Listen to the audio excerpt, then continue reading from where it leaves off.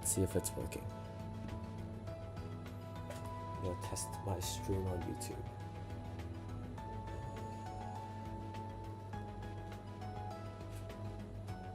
Okay. I see things. Okay, the stream's working. Excellent. So, hello everyone, hello chat, hello participants, most importantly. Welcome to the CPC, the Champions Pioneer Cup Invitational. So, what we're gonna do today is we're going to have a bunch of Pokemon battles and hopefully get you interested in one of my favorite games. So, this tournament is going to have two parts to it. First, we are going to do a round-robin style, which basically means every single player will play every other player. So you'll be able to face every single team, and that would be a best of one. So we'll have 5 rounds of that. A best of one basically means you play one game. That's it. And then once all 5 rounds are done, we are going to move on to the elimination bracket, which is the top cut, and the top 4 participants, based on scorings, so it'll depend on your wins and your losses, will play in this bracket, and it'll be a best of 3. So if you don't know what a best of 3 is, a best of 3 is basically where you the first person to get 2 wins is basically the winner. Yeah, very simple. We'll be playing with open team sheets. What that means is that participants can view the teams of all the different other participants and see what Pokemon they have. They can check their movesets, they can check their items, and yeah, you basically can find a lot of different information from it. And let's see, what else is worth mentioning? Right, I suppose this is important for the audience. Our players here are all very new to Pokemon, so please don't judge them if they make any silly mistakes or overlook something. Even the best players sometimes throw the game. I am, personally speaking, I don't think I am an excellent VGC player, but I try my best, and I hope that my participants today also try their best, and they will be fighting for a cash prize of 500 Hong Kong dollars. I'm not converting it into US or whatever. You can do the math in your head if you wanna. And I suppose that's basically it. So, yeah. Am I missing any very important information? I suppose not. So, let's get the pairings out as soon as possible. But before that, I will now go through the different teams that these players have prepared. So, first off, let's start with EO's team. Today, EO has brought us a very simple rain team. This is our first competitor. So, hold on, let me also put this in the Discord so everyone can see this team. Team pace will be in both English and Chinese, so players of different languages do not have to worry about language barriers. Of course, it is fair game to Google anything during your games. If you want to Google what a move does, go ahead. If you want to Google what an ability does, go ahead. So EO has a very basic rain team, very good structure with a Meganium as their mega of choice. Next, we will have Enos. Both EO and Enos are my younger cousins, and Enos will be playing with a Mega Greninja team. So yeah, Mega Greninja is a very interesting Pokemon who has the Protean ability, which allows it to change types depending on what move it uses, and is supported by a cast of Pokemon that can hopefully help it solve its other issues and support it well. Our third contender, who is currently not here yet, hopefully he joins soon, is Joshua. And Joshua has... oh wait, no, third contender is Steven. Oh, my bad. Okay, so Steven's team, Steven is my elder cousin, and his team consists of Mega Lucario and Mega Gyarados. So it's a dual Mega team where there are a lot of options for him to use. And for our fourth our fourth competitor is Joshua. Joshua is running Mega Hawlucha. Mega Hawlucha is an evil creature who uses entrainment to spread Oko moves onto its partners. He also seems to be going all in on this strategy, where he has a lot of supporting pieces to support that Snorlax once it gets its fissures lined up. And for our last competitor, Michael is also bringing Hawlucha. Truly, they are both my university besties. But yeah, he also has a Mega Starmie with Minimize, so basically his goal is to gamble and get lucky. Which, hey, fair enough. All's fair in love and war, I suppose. Hold on, let me finish sending all of these as well. Boom, boom, boom, boom, boom, boom, boom, boom. Okay, perfect. Now, without further ado, I will release the pairings, and you can go and have fun with your battles. So, let's see. Participants, round 1 pairings.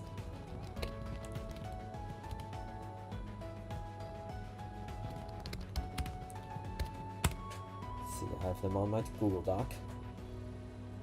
Okay, so round 1 will be EO versus Michael, and let's see, Enos versus Steven. So Josh does indeed get his bye, so lucky him, I suppose. But yeah, please join your rooms, and good luck and have fun.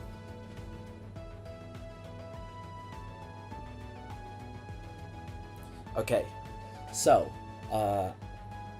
I am done talking to them. I'm done introducing the rules, and now we are going to take a look at what they're doing. So let's see. So Michael versus EO and Enos versus Steven. So let's see who we want to watch. Let me go into, yeah, well, I think what we're gonna do is look at the rankings. And looking at the rankings, it seems like EO has the highest ranking out of everyone, including me. I've not been playing a lot this season, but yeah, I can't wait to see what he pulls up with. Maybe he plays really well and completely destroys the tournament. Speaking of which, let's take a look at his team. So, as I mentioned, EO is bringing a rain team to this competition. He has Pelipper, which is a very standard bulky set, a very standard Archaludon set as well, with leftovers and just a bunch of bulk. The thing with Archaludon is recently it's been going on a trend. Yeah, recently it's been going on a trend of being sturdy and being fast, but this is this Archaludon set is one that is used during the earlier days of champions. So yeah, let's see how it pans out against this meta, because this meta is not the same as what we see right now in like the greater scope. This is a very different meta. There are no Sneasler teams, there are no Kingambits, there are no Charizards. It is actually quite fascinating how basically all of these players manage to dodge basically every meta Pokemon. It's quite funny. And we can see that he has Basculegion, who is Swift Swim instead of Adaptability, which is the most commonly used ability on Basculegions. Sableye has Fake Out, Rain Dance, Encore, Will-O-Wisp, so it's a very standard set with Roselli Berry. Garchomp is quite a wacky set with Choice Scarf and Scale Shot. The lack of loaded dice, oh, they are battling right now, and I suppose I will spectate. Okay.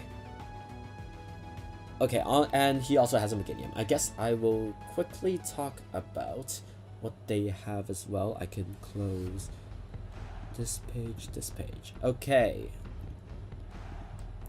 So we have oh, hold on, this is not working properly. Pardon me. Oh, they're synced. Huh, that's bad. Well, unfortunate. We're not gonna use that then. Okay. It seems like the battle is starting. So Io is going to be fighting Michael.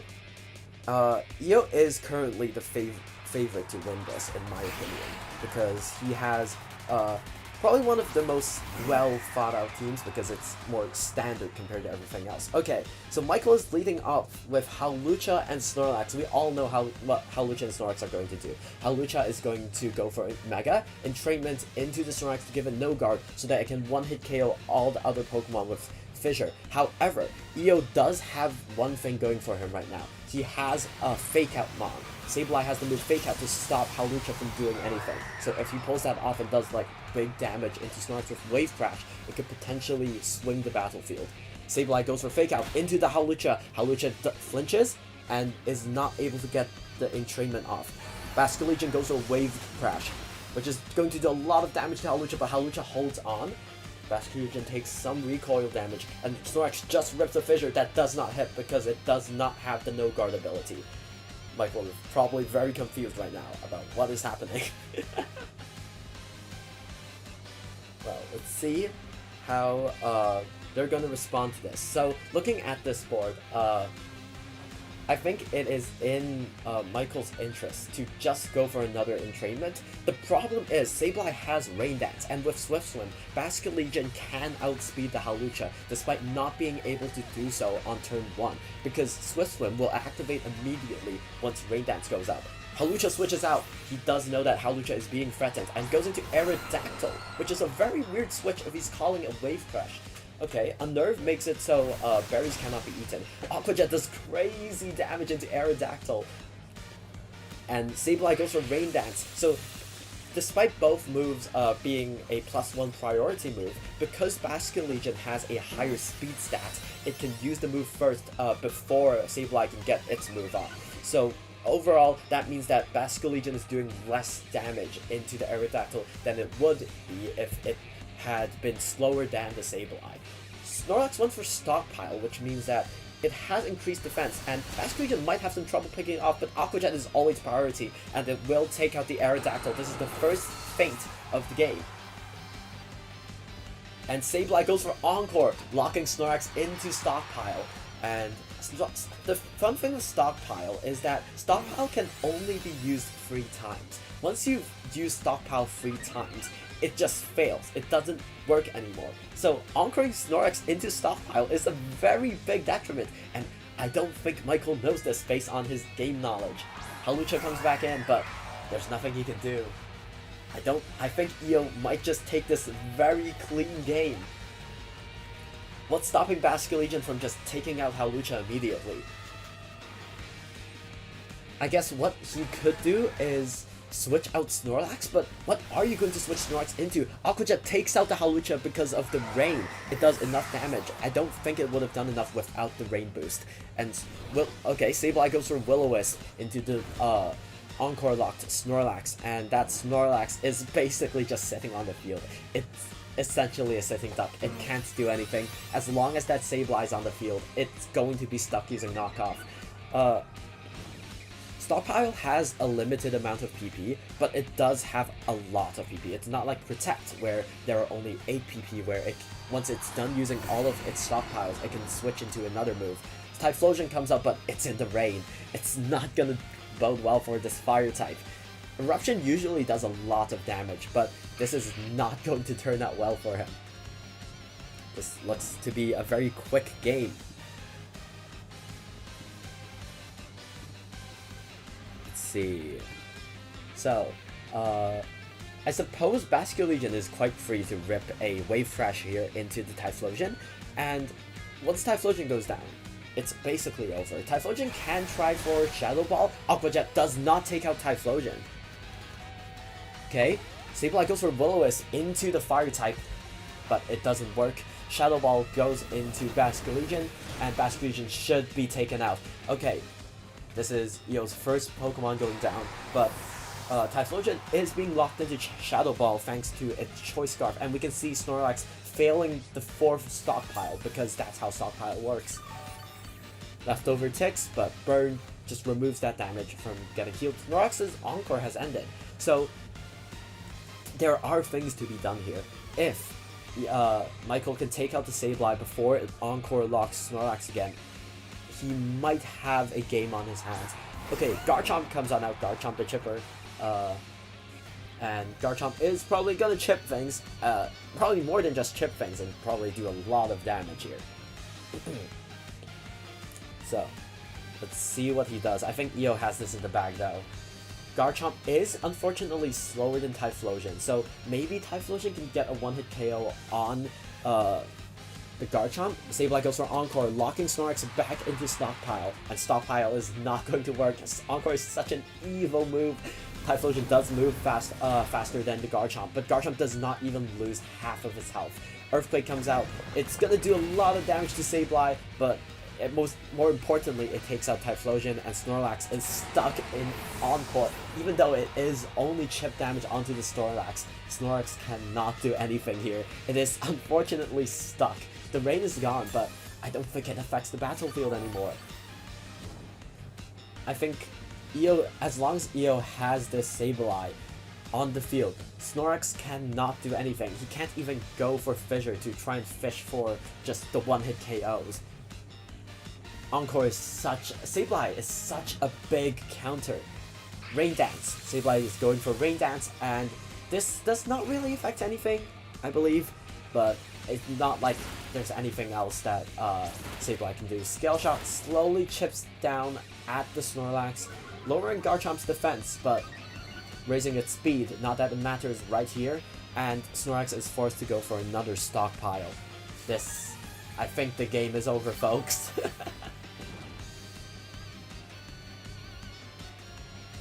Well, trainers are choosing their actions. I don't think there's any reason for EO to switch it up. I think just Scale Shotting every single turn is going to win him the game. Meanwhile, let's take a look at their teams. So, let's see. Yeah, as you can see, EO's Sableye has Fake Out and Encore, which are very crucial in shutting down Michael's entire mode.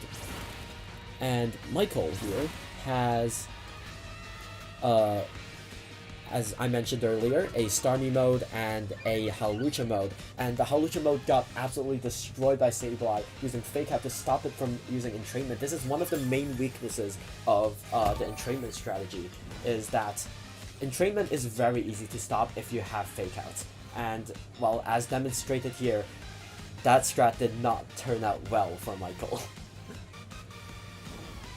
The lack of Covert Cloaks in this game also make a difference. Covert Cloak is an item that stops secondary effects, which includes the flinching of Fake Out. Snorlax is once again locked into its Encore, which means it's locked into the move Stockpile, and Garchomp is just slowly chipping away at the Snorlax. You know what? Let's move on. Let's take a look at what Enos and Steven are doing.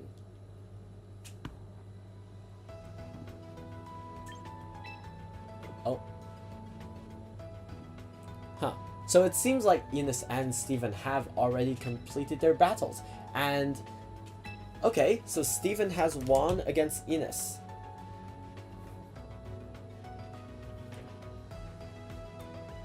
And meanwhile, I suppose we'll have to wait for...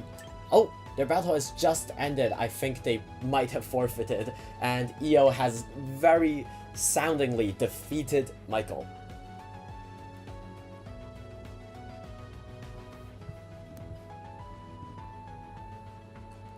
Okay, congratulations on your round 1. It seems like I was watching the EO versus Michael match, and EO absolutely dominated the battlefield with his very annoying Sableye set with Encore and Fake Out, which absolutely shut down the Entrainment strategy. Now, it's time to release the round 2 pairings. Okay, please, Joshua, please shut up. Okay.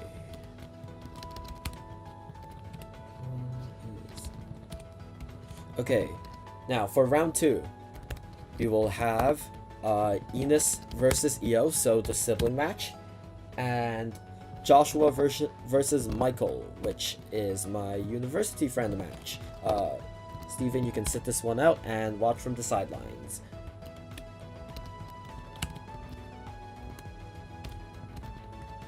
Actually, before we do so, I would like EO to turn on your microphone because I would like to ask you some questions about round 1. Hello? Yeah, I've decided we're just gonna stick in the general chat. We don't need to move to the interview room, if that's fine with you. Or maybe he's offline. Okay. Well, whatever. I suppose the interview can wait. We will now go to round 2.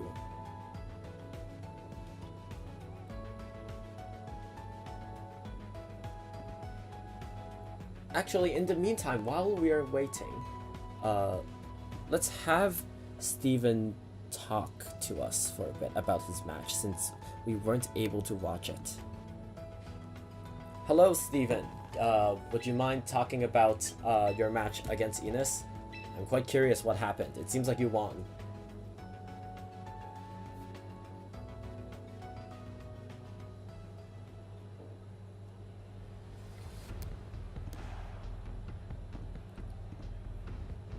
Mm-hmm.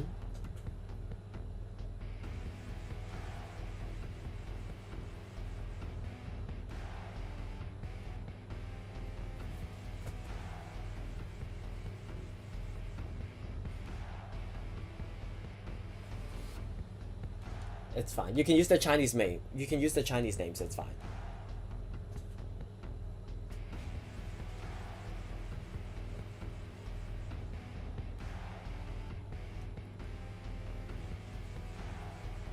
Mm-hmm.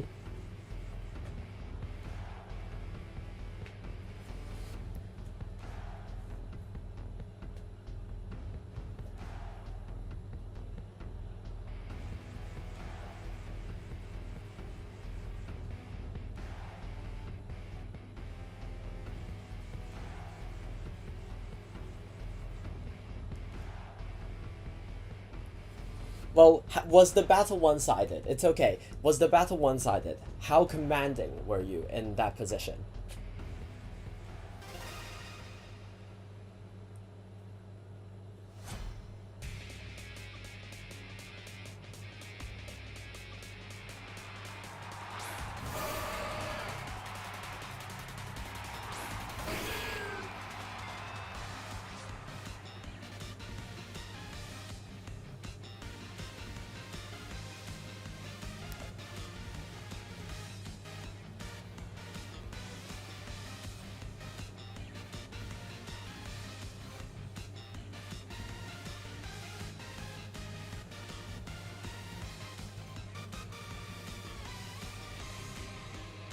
Mm-hmm. Fighting type, yes.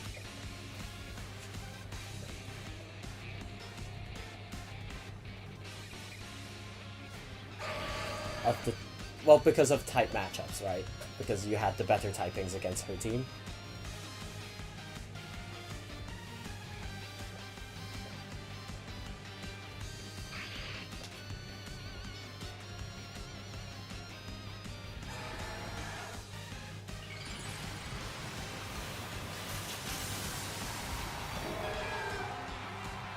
Mm-hmm. Yeah.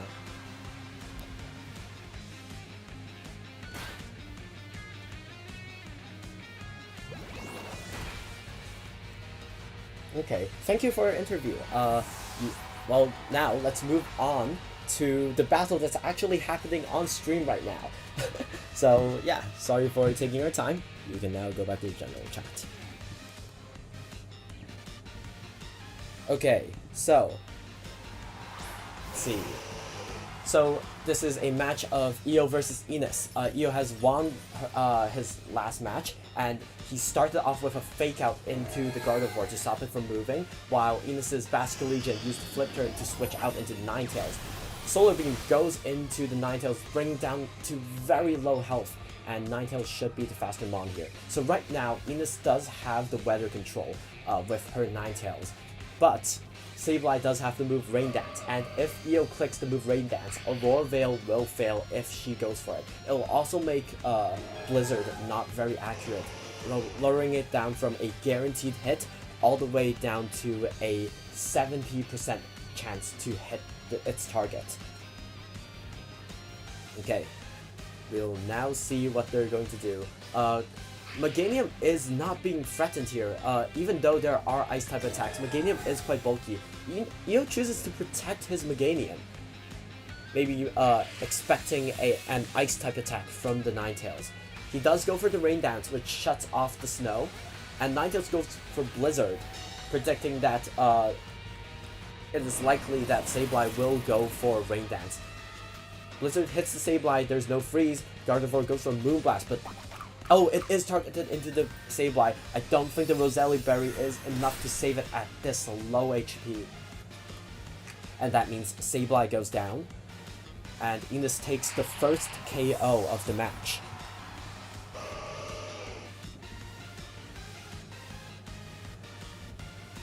Now, we shall see what happens here.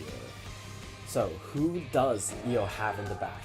Right now, Io does have the weather advantage because Ninetales is on the field right now, and Ninetales has to switch out if it wants to reset its weather. Basculegion is currently the fastest thing on the field, and because of the fake out, Gardevoir's Focus Sash is broken, so Gardevoir is very vulnerable to Basculegion's attacks, whether it be Last Respects because of super effectiveness, or Wave Crash because Wave Crash is such a powerful move under the rain. Gardevoir goes for Protect, so maybe Ines was predicting that Basculegion will target it, and Basculegion does indeed go for the Gardevoir bait. Ninetales goes for Blizzard, which Meganium dodges, and this shows that without the snow, Blizzard is not 100% accurate and misses a very important target in Meganium. Meganium goes for Weather Ball, and because of its ability Mega Soul, it is able to take out the Ninetales, knocking it out. And now it is a 3-3 where Io has basically secured his weather advantage. There's no way for Ines to replace the rain. Not that Ines wants to replace the rain, because Basculegion is still a very good abuser of the rain. Even without Swift Swim, its water type attacks are really strong. Obviously not very strong into the two it's staring in front of right now because of Meganium and Basculegion both resisting water type attacks. Gardevoir is also in a very dangerous position right now, as it is very weak to Basculegion's attacks. It might have protected itself from Basculegion's attacks last turn, but what is it going to do this turn? Maybe she could go for a double protect. That could be something that she could go for. But we will have to see. Their Basculegions are also very different. Okay, Io's Basculegion goes for Last Reflex, which takes out the one-hit KO. That is only a 100 base power move, but this just goes to show how strong Basculegion is. Gardevoir moves next, going for a Moonblast into the Meganium, but that's definitely not enough to take the KO. Is there a special attack drop? There's no special attack drop. Meganium goes for Solar Beam, and Solar Beam is instantly charged because of Mega Soul, and there's no damage reduction because of Meganium's very interesting ability. Gardevoir goes down to 2 HP, showing its very solid special defense, but it's looking grim. It's looking quite grim right now. Ines' last mon is Greninja, but because Basculegion has the Swift Swim ability, it will be able to move before the Greninja gets to attack. Greninja is a very fast Pokemon, sitting at a base speed of 142, but Basculegion's Swift Swim ability might just put it over the edge and make it even faster than the Speed Demon of Mega Greninja. Looking at the Basculegion mirror, these two teams, although they both have Basculegion, they have very different types of Basculegion. One has a White Herb, while the other has a Choice Scarf. Meganium goes for Protect, while Basculegion goes for Aqua Jet, finishing off the Gardevoir. It might have been wise to protect the Gardevoir there, maybe that was an option. Greninja goes for Blizzard, transforming itself into an Ice type. But maybe she was trying to target down the Meganium, but that's not going to do a lot to Basculegion unless there's a freeze. Perhaps? There is a freeze! Oh my goodness! A freeze happened. This might just put Ines back in the game depending on what's last. Because now she can go for Blizzard again, and she has a chance of taking out Mega Meganium, and if Basculegion stays frozen, this might swing in her favor.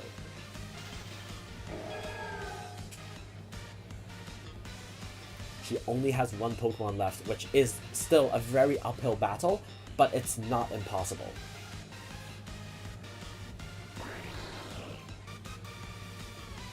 Okay, Basculegion switches out, so it seems like EO does not intend on burning any of its not sleep timers, its freeze timers. Greninja goes into its Mega form, so this reverts it back into a Water and Dark type. And Greninja goes for another Blizzard. Protean changes it into an Ice type, and she hits both. This means that Meganium will go down, and Archaludon is at a 2-hit KO range. This means that if Greninja goes for Blizzard again and hits Archaludon, it will be up to Basculegion and Greninja to face off, and if Basculegion is not able to defrost itself, I think Ines might just take this game with her signature shiny Greninja. The frozen fish comes back out, but it's still frozen in place as it is a frozen fish. Also, because the rain is gone, that means that Mega Greninja is now the fastest thing on the field. However, Greninja does need to take out their Archaludon because Archaludon has a Steel-type attack, Flash Cannon, and Flash Cannon is super effective into Mega Greninja. Mega Greninja is not a very bulky Pokemon, so it might just go down to one hit. Basculegion's Frozen Solid looks like it tried to go for Aqua Jet. EO is going for Protect on Archaludon, which is a very smart play, but Ines predicts and goes for Dark Pulse into the Basculegion, and I think this seals the game. This was a very close match, and that freeze definitely swung everything back in Ines' favor. Leftovers on the Archaludon means that it could have survived another Blizzard, but also Blizzard is becoming a single target attack. And Greninja is an Ice type right now, so it will not have Stab on its Dark Pulse. Its strongest attack right now is Blizzard. So is she willing to go for the Blizzard? Dark Pulse is a guaranteed 2-hit KO. Greninja goes to Protect. That is not a good idea because that just means that Archaludon gets more leftover healing. Archaludon's leftovers activates, and it brings Archaludon slightly closer and gives it more health to hopefully withstand Greninja's attack. This is a very close showdown. If Greninja can hit a Blizzard, that will one-hit KO Archaludon from this HP range, because we've seen how much a Spread Blizzard did to Archaludon. So Spread attacks have a 0.75 multiplier. Oh no, why is Greninja go for Protect? This is such a huge throw. Archaludon goes for Flash Cannon, and it one-hit KOs the Greninja, meaning that EO wins the battle with a critical hit. The critical hit might have mattered there, and EO very clutch. A very close win, even with the frozen fish, as he wins this battle. Okay.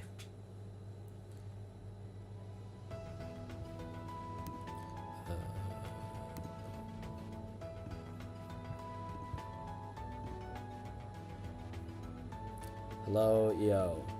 Would you mind? Are you here? Are you here? Please turn on your microphone if you're here. Hello? I don't think he's here. That is very unfortunate. Hold on. We're going to be going on a short break.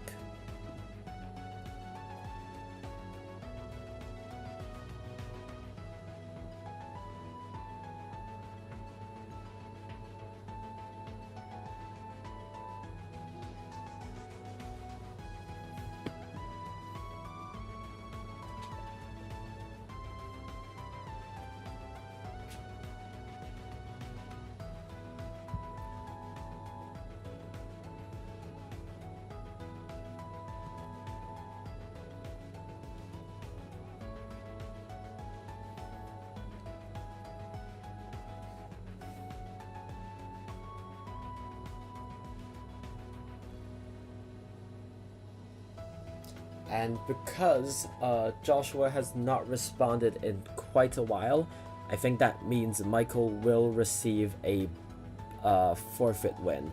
That is very unfortunate.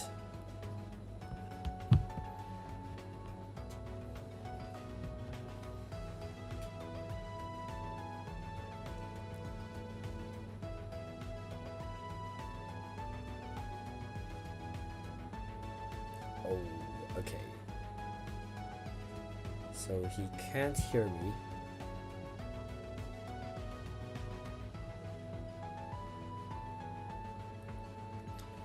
Well, that is very unfortunate.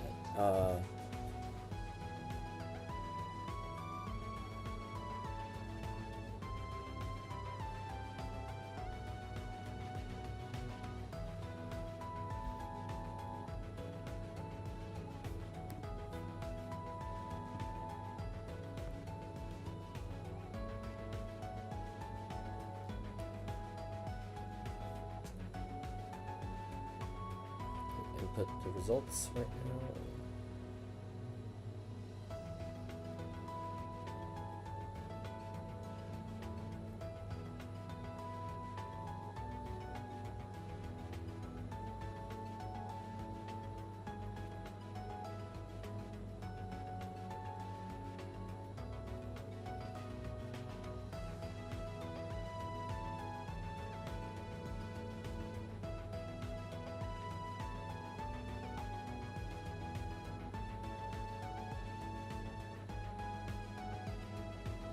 I can move you to the interview room if you want to avoid the crowd. I will do so.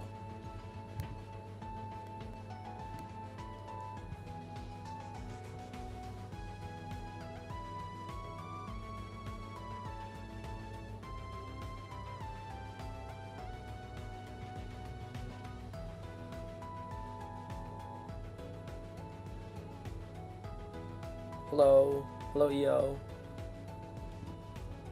Hello, how are you doing? Currently, yes, I can hear you. I can hear you. This is excellent. So, how are you doing? You're... Hello. Okay, so, how are you doing? You're currently 2-0. You're, placing first. Yeah, you got a... Yeah, I don't know if the critical hit matters, but I think you got so unlucky with the freeze on the Basculegion, and yet you still came back from that game. That was insane.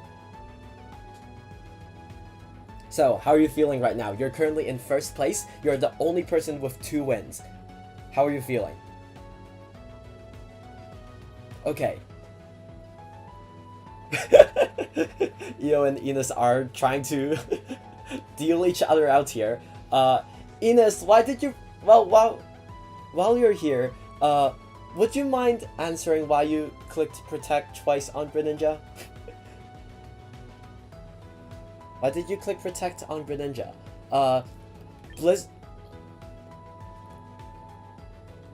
Oh. Yeah, that is very unfortunate. That is something that you might not know if you're new to the game, but hey, the more you know, right? Now you know. It's just a game. It's fine whether you win or lose or not. It's about the process.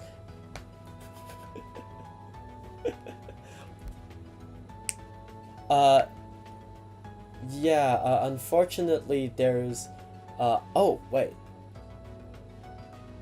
Oh, no. I'm gonna ask him to come back in. Hold on, because he needed to. But yeah, he got a free win because because one of the other participants is still not here for whatever reason. Oh my goodness. Yeah, I don't know what's happening to him. Yeah, so basically.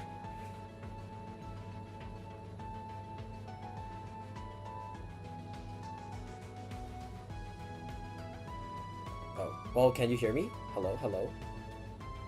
Yeah, so, okay. That was a very close game, because, like, if Ines had decided to click Blizzard into your Archaludon, she would have won if she hit. No, you would have died. Your Archaeodon would have went down. So you saw the damage from the first Blizzard, which did half your health, right?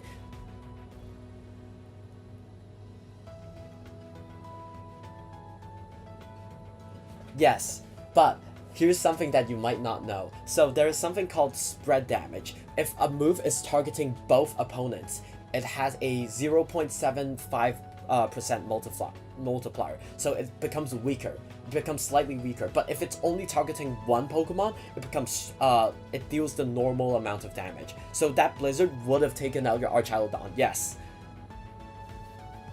So that was a very close game. But hey, good for you. You're currently on your way to take first seed in the qualifier rounds. Okay, I will now send you back to the general chat.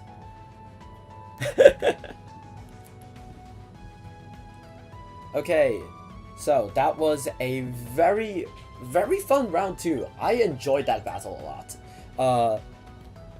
Now, we're going to move on to round 3. So, give me a second while I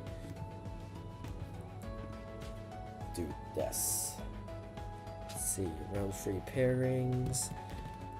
We'll have one,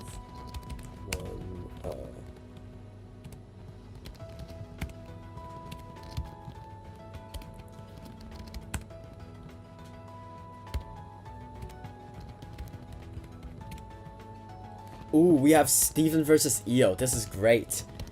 We have the top 2 players fighting out against each other. This is going to be a very fun match to watch, I think. And here are your round 3 pairings. Enos, if your opponent does not show up by the end of Io's match, you will receive a free win.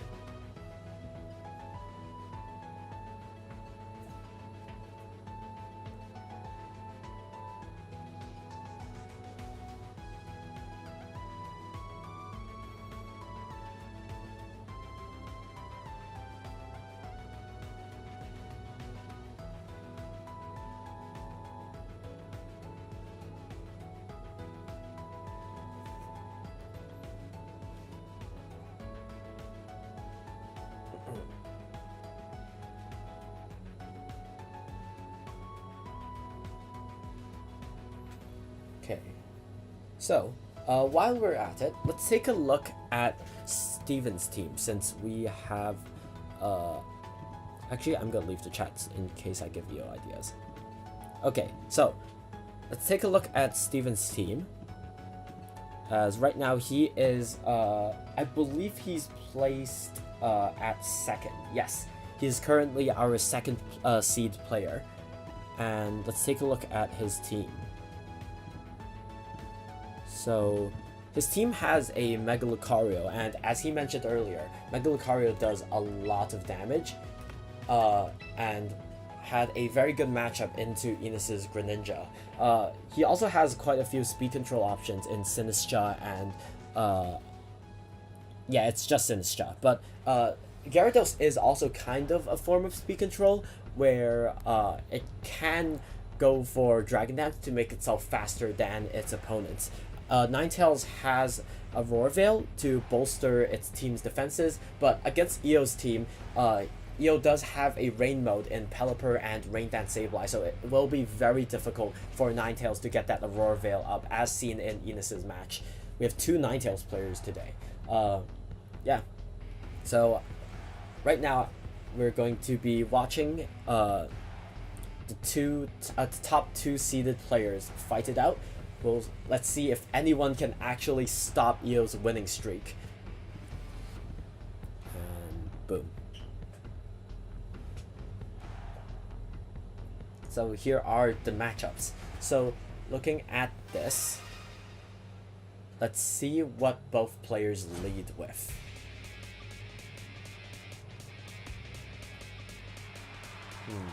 Okay, Io sends out Pelipper and Basculegion, immediately going straight for his Rain mode. Ninetales and Sylveon are led on Steven's side, but because Ninetales is faster than Pelipper, Ninetales will not be able to get that snow up, while Pelipper can take control of the weather. Basculegion is currently the fastest thing on the field. Normally, Ninetales will outspeed Basculegion, but because of Swift Swim, Basculegion becomes the fastest thing. Even outspeeding Ninetales, Ninetales is pretty solid speed tier. It is also basically a gamble on who between Pelipper and Sylveon will outspeed. But if Sylveon outspeeds, Sylveon will be able to do a lot of damage to that Pelipper. Well, not if Basculegion takes a one-hit KO on Sylveon! Basculegion is such a disgusting Pokemon. Even without adaptability, this is simply rain-boosted Wave Crash, and yeah, Steven goes for Aurora Veil not knowing that Aurora Veil does not work in the rain. You need your snow up in order for Aurora Veil to actually be able to be used. Sinistcha comes out with Hospitality, which heals Ninetales for some of its damage, but not enough to regain its Focus Sash. I believe it had a Focus Sash.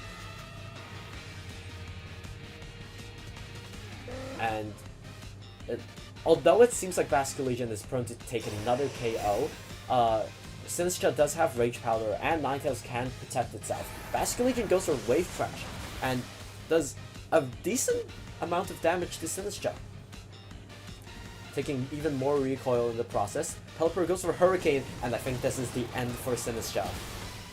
Yeah, the combination of Pelipper and Basculegion is kind of just running over the competition. As said, Io is the favorite to win this entire thing so far. Lucario comes out. Lucario is also a very fast Pokemon, but it is still not faster than Basculegion with Swift Swim in the rain. And this is going to be a problem for Steven. It's going to be very difficult for him to come back from this.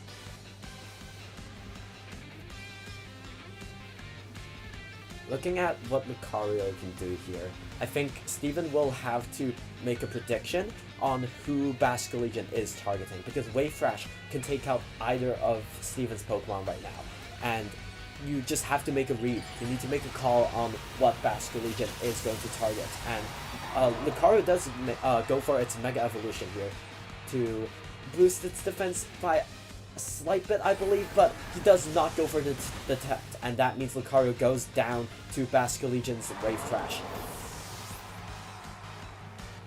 Basculegion with Rain is just a big problem. Ninetales goes for Freeze Dry, which is 4 times super effective into the Pelipper, which this does take out the Pelipper, but at this point of the game, it's looking a bit late for Steven to come back from this. Meganium comes out, and I don't think Meganium will even have the chance to attack. Ninetales will probably need a double protect. If I'm in Steven's position, I think my win condition is to go for a double protect on Ninetales and get Blizzard Freezes. Blizzard Freezes are basically the only way out of this. Meganium goes for its Mega Evolution. And Basculegion just rips a Wave Crash, and that should be able to take out Ninetales, which seals this game down. And Io ends this round with a 3-0 score. This is crazy. He is absolutely destroying his competition. Wow.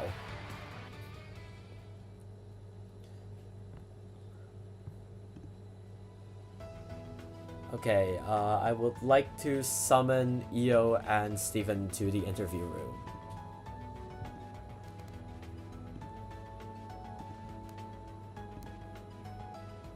Hello guys. Wow, that was a game. Basculegion went crazy.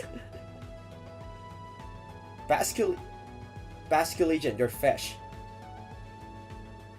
It kind of destroyed everything. Okay, Steven, let's talk about that match. On the first turn, did you notice that your snow was not there? Yeah. This was written in the tips and tricks booklet that I gave you for this team, where Ninetales is basically the fastest weather setter. So depending on your speed stat, your weather will be prioritized if you are the slower Pokemon. So because Ninetales is faster than Pelipper, Pelipper will be able to set up the rain and negating Ninetales' snow. And Aurora Veil is a very powerful move that can make your team very bulky and withstand a lot of different attacks. But because the snow is not up, you cannot set up Aurora Veil. So that was a very unfortunate turn of events. And it seems like EO is still undefeated so far. He is just completely destroying the competition, and I suppose we'll have to move on to round 4, where we'll have another match, and this match will be between Michael and Enos. Okay, so let's hop back into the general chat.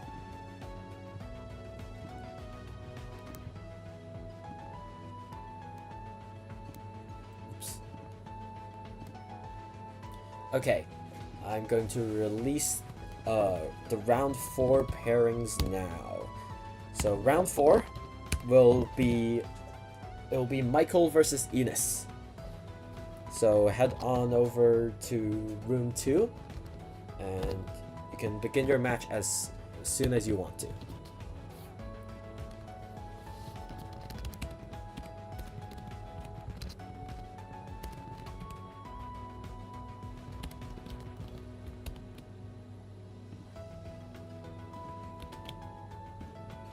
So basically everyone gets a free win.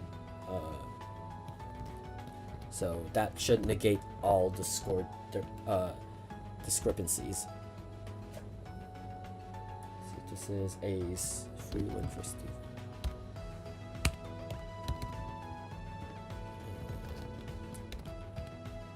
A 5 for EO. So EO does not get to play this round. Okay.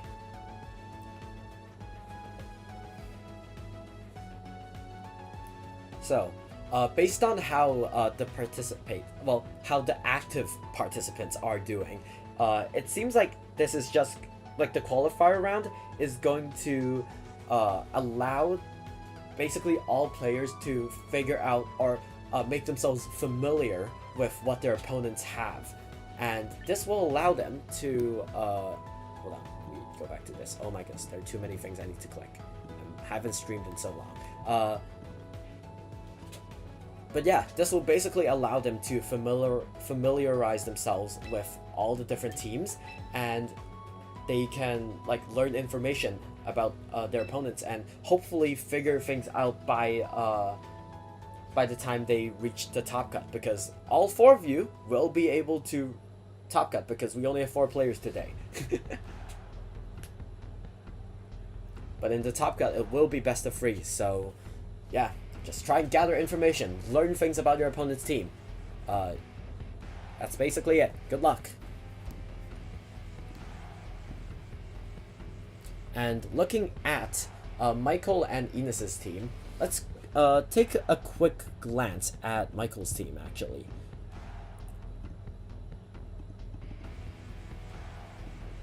Hold on. So, Michael is running Starmie, Mega Starmie, and it has huge power. It does a lot of damage, but this is not what Michael's Starmie aims to do. Michael's Starmie aims to go for Minimize, which will make itself harder to hit. Luckily, Enos does have one huge advantage. Blizzard never misses in the snow. Unfortunately, Starmie is a water type, so it is resisted. Anyways, let's take a look at how the battle between Michael and Enos is going to go. So, Enos leads off with Greninja and Incineroar, while Michael leads with Starmie and Aerodactyl. So, yeah, Unnerve does shut down Incineroar's berry. I believe Enos's Incineroar has a citrus berry, so that means that Incineroar will not be able to consume its citrus berry. Unfortunately, Intimidate is really good. Intimidate basically means that Aerodactyl and Starmie are going to both be doing less damage. Aerodactyl goes for Tail, whereas Starmie does not go for its Mega Evolution. There is also no Fake Out from the Incineroar. Starmie goes for Minimize, raising its Evasion. Greninja goes for Blizzard. turning it into an Ice type, and hits both Blizzards, even bypassing the Minimize. That is quite lucky, I'd say, considering Blizzard is a 70% accurate. Oh my goodness, Aerodactyl gets frozen! Blizzard is such an evil attack, and Incineroar goes for Darkest Lariat, and it connects into Starmie! Oh my goodness! Wait, hold on. Darkest Lariat ignores stat changes on the opponent's side, which means Darkest Lariat... Does Darkest Lariat hit through Minimize? I'm actually not sure on this information, huh? But Michael sends out Snorlax, and without Hawlucha to support it with its no guard shenanigans, this is gonna be a very rough match for Michael. It seems like Enos is completely in the driver's seat right now with a frozen Aerodactyl and a dead Starmie on the opponent's side.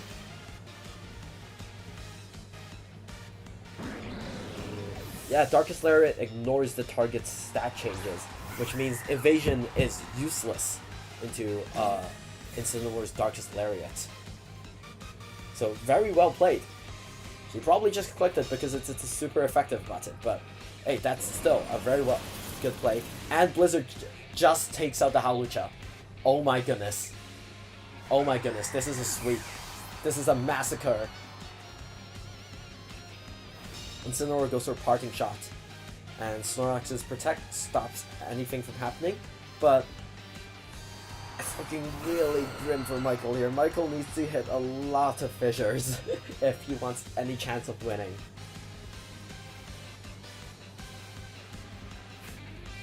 There's no reason for Greninja not to just go for another Blizzard here, I suppose. Actually, there is a reason for Greninja to Mega Evolve here, because Aerodactyl, if it fought out, it could have dodged, if it fought out, it could have outsped base Greninja and went for Rock Slide, which might have flinched it, but that didn't happen, which means Greninja is able to take it out with another Blizzard. Snorlax goes for Body Press onto the Greninja, and even though it is an Ice type, which is weak to fighting, it is simply not enough because Snorlax does not have a high enough natural physical defense stat. Body Press attacks with the physical defense stat of the user, so Snorlax's damage is not crazy in terms of physical defense. Flare Blitz did not do much to Snorlax, but Snorlax has the Thick Fat ability, which means it resists both Ice and Fire, which seems to be the moves Ines intends on locking herself into. Ines finally shows off her Mega Greninja once again, and goes back to being a Water and Dark type. And here she chooses to go for Water Shuriken, and Water Shuriken is a priority move that can hit 2 to 5 times, but it only hit twice. And I think that means Greninja... Oh, Greninja does not go down because it's no longer an Ice type or a Dark type. So being a pure Water type actually gave Greninja another shot of getting an attack off. Flare Blitz also hit a critical hit, and it seems like Snorlax is just a lone survivor every single time I've watched this thing fight.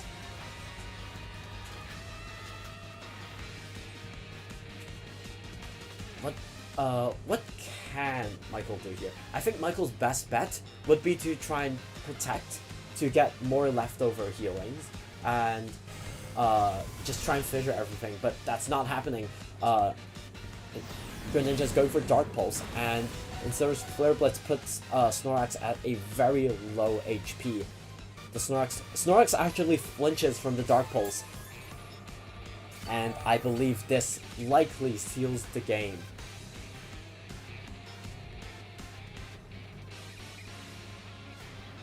So, yeah, I think this is basically over. Greninja can go for either Water Shuriken or Dark Pulse. Greninja goes for Protect, possibly just trying to show off that she does not even need to lose a single Pokemon. And Snorlax goes down to the resisted Flare Blitz. What a game. What a Greninja sweep with Blizzard.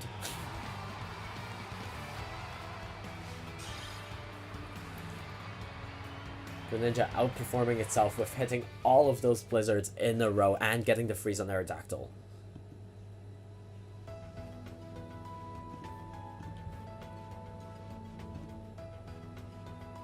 Okay, competitors, I'm gonna drag. Actually, I'm not even gonna bother dragging you into the interview room. It doesn't really matter. Okay.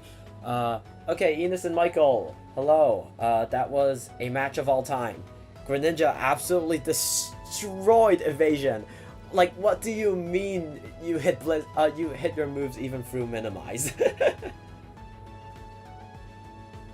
Gambling did not pay off, but there is something that I noticed that is not RNG based. Incineroar went for a move called Darkest Lariat, where it's spun around in a circle, right, and hit Starmie. That move actually ignores stat changes. So even with evasion, Darkest Lariat will still hit. Darkest Lariat does not care about evasion. It will still hit you even if you have evasion boosts. So that is something to keep in mind for the top cut rounds. Yeah. Also, Greninja is just extremely lucky. I don't know what to tell you. Hitting all your blizzards, getting the freeze on the fastest thing on Aerodactyl. Yeah, that was just a massacre. It was unfortunate. But I suppose we're going to move on to the final round. This is moving on way faster than I thought because we only have 4 participants. It's okay, don't worry. Your cash prize will not be cut down. That would just be considered scamming, and I am not a scammer. Let's see. So, for our final round of the qualifiers, we have Michael versus Steven. So, hop into room 1, and we'll see what you can do.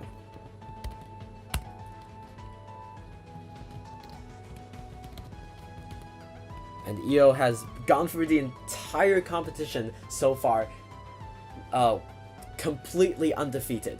He's completely undefeated. Nobody has been able to take him down. So it'll be up to the top cut rounds in the best of 3, where we'll see if EO can take this home or not. Meanwhile, let's watch the battle between Michael and Steven. So Michael and Steven right now have the same win rate.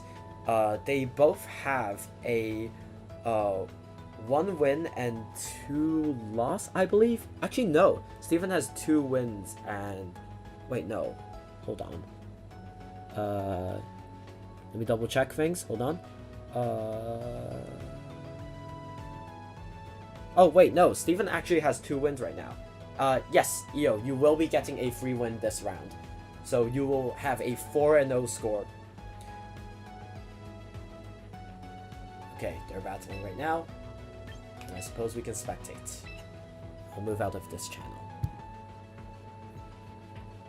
Okay. So Michael is fighting Steven, and we've gone over these teams already. So I suppose let's take a look at how the matchup is looking. So, Aura Sphere is a move from Lucario that is able to bypass accuracy checks, and so is Ninetales' Blizzard. So, the thing is, Starmie resists both of those moves, so it may not be a bad choice since it can likely out-heal its opponents with the help of Recover. Okay. It seems like Steven is going to lead with Sinistra and Ninetales, possibly going for a Trick Room. Maybe going for a Trick Room game plan with perhaps Sylveon in the back. Whereas Michael is going for a very aggressive lead with Typhlosion and Aerodactyl. Typhlosion does have a super effective eruption into both of these mons. Let's see if he goes for it. And Typhlosion erupts. And it's gonna probably... Oh, Sinistra holds on! Sinistra holds on with low health, and Ninetales is able to live the eruption thanks to his Focus Sash. Aerodactyl went for Tailwind and not Rock Slide, which means that these 2 mons on the field on Steven's side can live another turn. Ninetales goes for a Roar Veil, and this will increase his team's defenses. But these 2 mons right now on the field, they're kind of sitting ducks. Okay. What will they do? What are they able to do here? Well, Ninetales goes for Protect. Okay. This means that it will not go down this turn to Eruption and possibly Rock Slide. However, Sinistcha will go down to Eruption because it is a spread move and it doesn't care who protected and who didn't.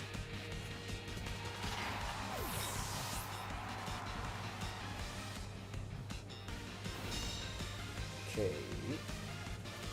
And yeah. He's gonna have to send out another Pokemon in Sinistcha's place, and it is Sylveon. Unfortunately, there is no Trick Room up, so Typhlosion is still free to just rip Eruption after Eruption. Without speed control, it's very difficult for Sylveon to actually attack first, and also because Sylveon is a Fairy type and it does mainly Fairy type damage, Typhlosion is able to resist all of its attacks. But here we can see the Aurora Veil coming into play. Sylveon only taking a quarter of its health from that Eruption, which is very powerful. Eruption is a very powerful move. And also that's thanks to Sylveon's good natural special defense. Sylveon is flinched by Aerodactyl's Rock Slide. Oh my goodness, I think this means Sylveon will go down.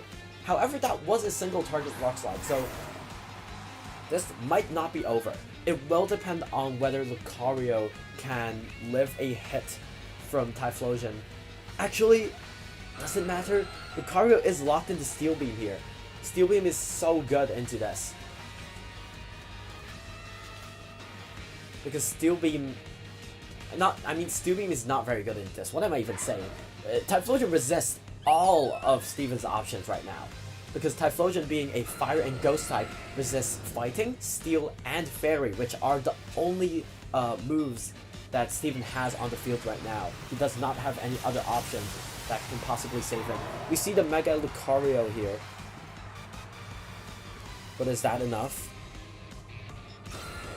Aerodactyl goes for Protect. Sylveon goes for a Quick Attack, hoping to break the Focus Sash on Aerodactyl, but the Protect blocks it. Typhlosion goes for Eruption. And this does... Oh my goodness! Lucario lives on 1 HP! And Lucario rips a Steel Beam, but it was into Aerodactyl's Protect, which means it doesn't do any damage, and it has Crash damage. I did not know Steel Beam had Crash damage. Well, Steel Beam is not a move that many people use, so yeah, apparently it has Crash damage. And I think this means that Typhlosion just seals the game. It has been sweep after sweep after sweep.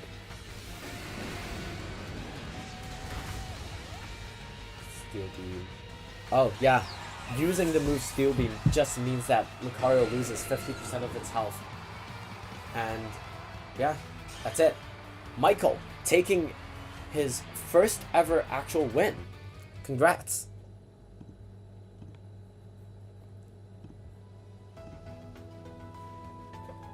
Oh my goodness. Today has been sweep after sweep, huh? We've got a Basculegion sweep, we've got Greninja sweeps, we've got yeah, we've got the Lucario sweep, which I was unfortunately not able to watch, and the Typhlosion sweep. So yay, everyone gets to sweep somebody. One thing that was, oh my goodness, that was Typhlosion kind of just ripped through everything, huh? Typhlosion's fire typing was really scary into Steven's team. Steven does have a Gyarados, which is able to resist the fire type attack that does huge spread damage, but unfortunately it was not brought due to probably a lack of information about the opponent's team. But now we have information on everybody's team, hopefully. Hopefully these matches have familiarized yourself with your opponent's teams and with your team as well, and I hope to see closer battles in the Top Cut section. So now I will go through how the structure of this is going to work. So hold on. Two. Oh my, this is rough. So let's talk about seedings, huh? EO is in first seed, with his 4-0 streak. He has not lost a single game, which is kind of impressive. And we have a three-way tie between our 3 other contestants. Both Enos, Steven, and Michael have a 2 win and 2 loss score. So this will come down to... I was not expecting a 3-way tie. So originally I was going to do a tiebreaker based on like the direct matchup. So for example, let's say player A beat player B and they have the same score, player A would be ranked higher. But since this is a 3-way tie, I would have to analyze what had happened. So give me a second.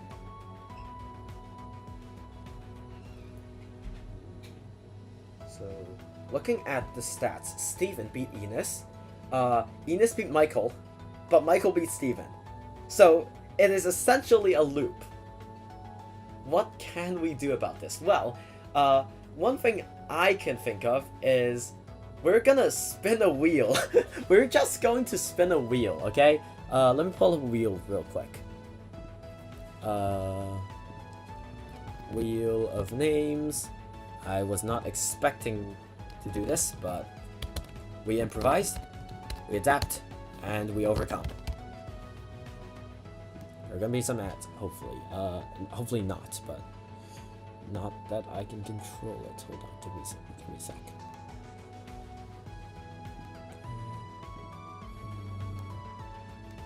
No, cancel. Oops, sorry guys. Remove.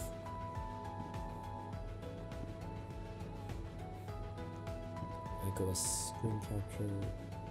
No. You guys do not need to see this.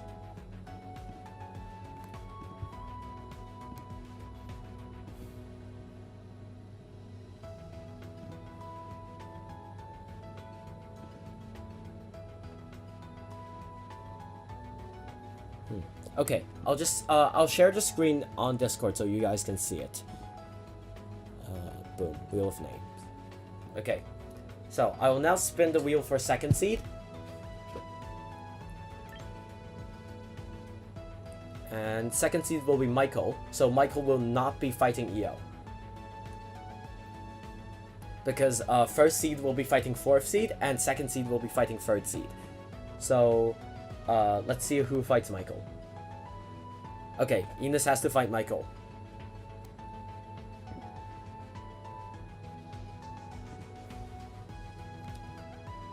Okay, now we have our pairings. So, let me close this. So, congrats on making to Top Cut, even though you are basically guaranteed because we only have 4 participants today. This event is also going way faster than I expected because we only have 4 participants today. Anyway, Top Cut pairings. We will have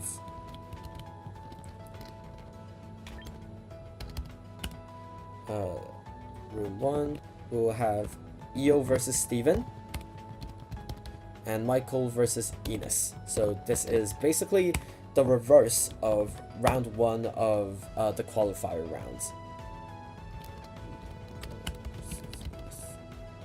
Boom. Okay, good luck.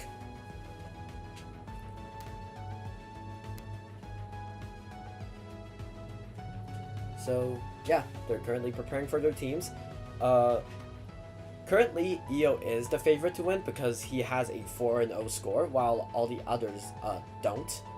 But we'll see how things turn out.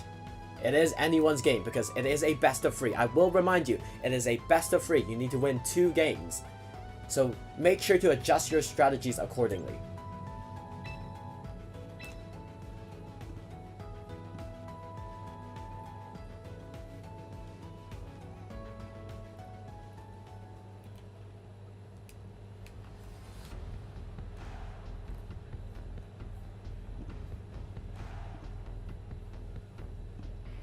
Okay, so, For the first round of Top Cut, we will be looking at EO versus Steven, because EO is first seed, and it's probably better to look at his team. Based on their match earlier, well, obviously EO won because he is currently undefeated, 4-0, which is quite impressive. And yeah, last time, Basque Legion kind of just swept through everything. Basque Legion and Pelipper was EO's lead last time, which negated Ninetales' Snow Warning. So maybe Steven can bring his Gyarados to this. Hopefully Steven brings his Gyarados to this. Sableye and Basque Legion are EO's lead, and he does lead off with the Gyarados. Okay, Gyarados intimidates both of their Pokemon, but Basque Legion's White Herb means that Intimidate is negated. However, Gyarados does have good natural typing. Kangaskhan's Fake Out might seem kind of weird, but Kangaskhan is able to hit Ghost types with its Fake Out and Last Resort. It also has a Silk Scarf, which means that it does extra damage.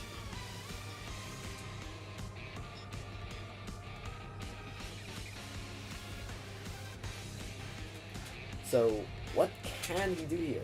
Well, Sableye can also Fake Out, so perhaps they can trade Fake Outs, but also Gyarados could also be setting up a Dragon Dance. There is a potential Will-O-Wisp coming Gyarados' way, but with enough Dragon Dance boosts, Will-O-Wisp's effect of having damage may still be taken out. Let's see. Oh, hi Toby. No, unfortunately this is an invitational. So Sableye goes for the Fake Out, and Kangaskhan also goes for Fake Out, which means that it is basically a nullified turn. Nothing happened here. So yeah, both other than Basque Legion taking a huge chunk from Fake Out, this has been a pretty safe turn. Sableye goes for Rain Dance, making sure Basque Legion moves first. And let's see if he does anything about it. Basque Legion uses Wave Crash, probably into the Kangaskhan, and that does not take the 1-hit KO. Kangaskhan is a decently bulky Pokemon. Gyarados goes for Crunch. Is it enough to take out Basque Legion? It is, because of the recoil damage and the Fake Out damage.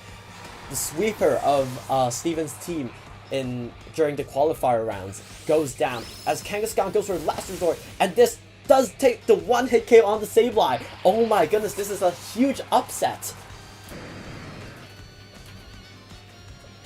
The Basque Legion, killer of Steven's team from last time, instantly fell down. It got off a Wave Crash, which did a lot of damage to Kangaskhan, but it wasn't enough. And Kangaskhan held on with 2 HP. Oh my goodness. Okay, I think Steven might have this in the bag. Seems like he's a very adaptable player. He adapted to his best-of-1 game loss during the qualifier rounds, and he adjusted with Gyarados, and Gyarados was the perfect answer to what EO had. Meganium Mega Evolves, likely aiming a Solar Beam at Gyarados, since that is its most powerful option. And also because there is the rain, our Charlidon can go for Electro Shot. Crunch is resisted because Meganium gains the Fairy type upon Mega Evolution, but Last Resort does so much damage to Meganium. Our Charlidon does go for the Electro Shot, which means that Gyarados is going to fall here. Quite an unfortunate turn for Steven. If he had went for Protect on Gyarados, he would have been in an even more commanding position. Electro Shot is extremely effective on Gyarados, and Gyarados goes down in 1 hit. Meganium goes for Weather Ball, which is a Fire type attack due to its ability Mega Soul, and takes out the 2 HP Kangaskhan. So currently it's 2 for 2, but EO is slightly in the back foot because Meganium has lost a lot of its health. It really comes down to what Steven has in the back. Is it Sylveon and Lucario? It is Lucario! I think Lucario might just seal this game. If Lucario goes for Aura Sphere, it is a 1-hit kill into the Archaludon, and Lucario is the fastest thing on the field. Sylveon is not able to outspeed Meganium nor Archaludon due to having a lower speed stat. So what Lucario needs to do here is make sure Archaludon does not take out the Sylveon, but Archaludon does have Protect, which means that there are mind games to be played here. Folks, we have a game on our hands. Lucario Mega Evolves, and Archaludon does go for the Protect! So, let's see, does Lucario make the read? Sylveon goes for Quick Attack into the Meganium, but not enough. You needed 2 Quick Attacks there. Lucario goes for Aura Sphere, and that is not enough to take the KO. Meganium goes for Weather Ball. Does Lucario live this? It does not. And EO probably takes game 1? I think EO might have... I think EO has this.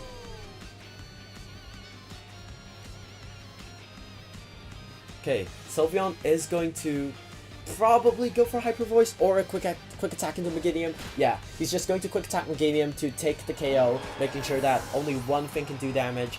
Archaludon is free to go for a +1 Flash Cannon, which is not able to take out the Sylveon. Sylveon lives on 2 HP, but unfortunately Sylveon is slower than the Archaludon, which means I think this is GG. Archaludon should not lose this unless he goes for an unnecessary double protect, but I don't see him making this mistake. This is an extremely free Flash Cannon into the Sylveon to guarantee the KO.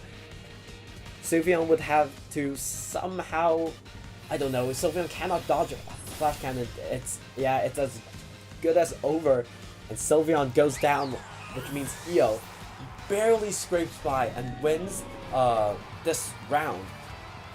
Well, not this round, he wins this game. It is a best of 3, which means he needs to win 2 games, actually.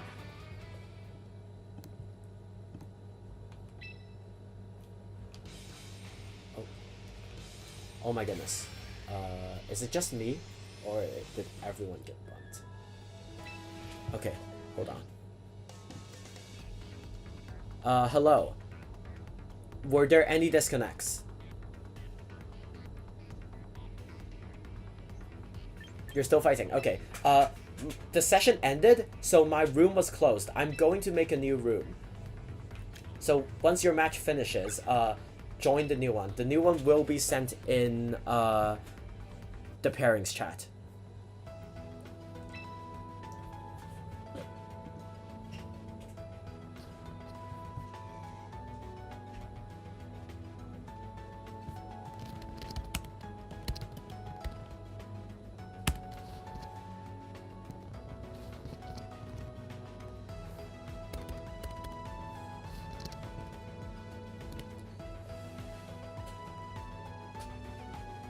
Yeah, that was a very close game. EO has won his game 1, whereas I believe Michael and Enos are still fighting for their game 1, I believe. I don't think they would have finished it by now, but who knows, maybe there was a sweep. Unfortunately, this does mean I can't check the logs.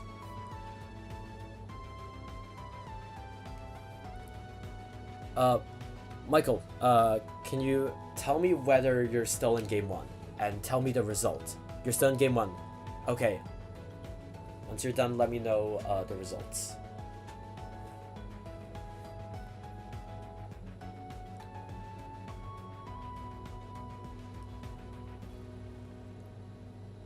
Let me hide this. Okay.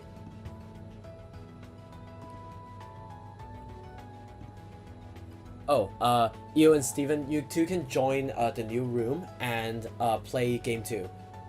You two need to play game 2. Because it's not a best of 1. Steven still has a chance in this. He just needs to make the right adjustments and win games 2 and 3. So yeah, go back to room 1.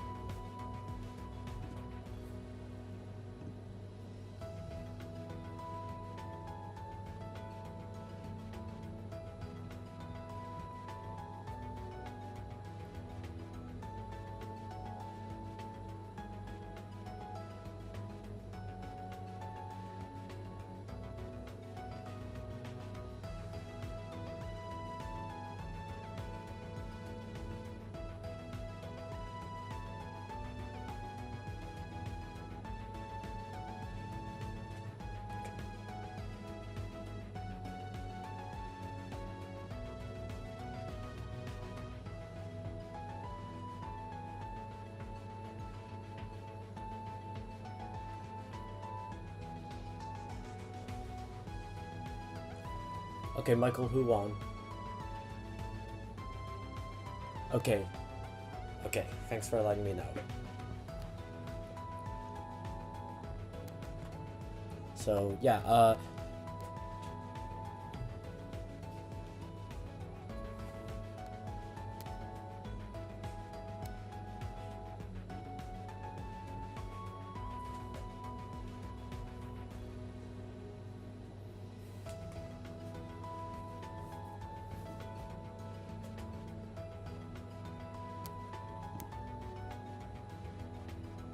oh my goodness, what's the screen? Okay. Well, I suppose we can talk about matchups. So, looking at what happened that last game, Steven adjusted quite well by bringing Gyarados into Basque Legion.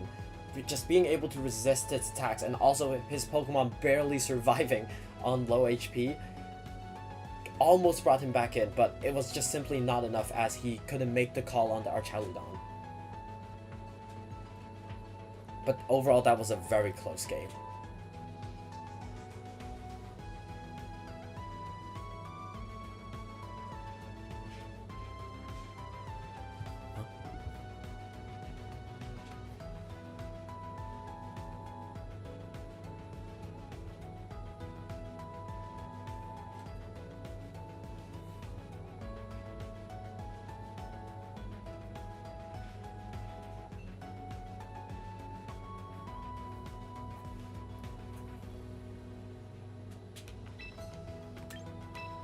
Okay, sorry for the lack of commentary. I'm dealing with administrative issues.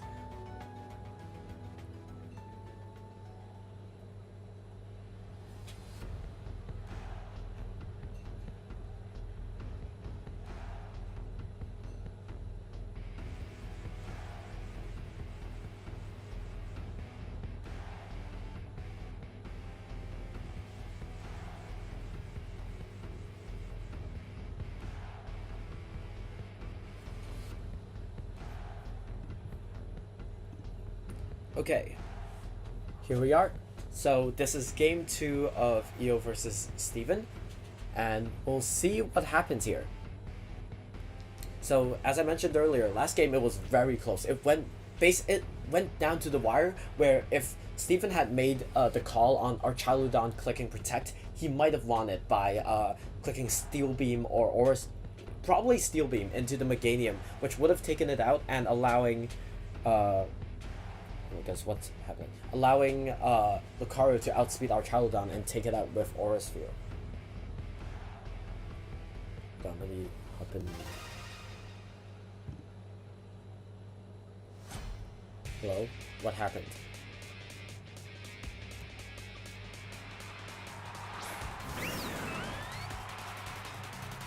Something... Are you two fighting yet? Game 2? Okay. Well, wait for a bit, because your opponent is having some technical issues. Okay, thanks.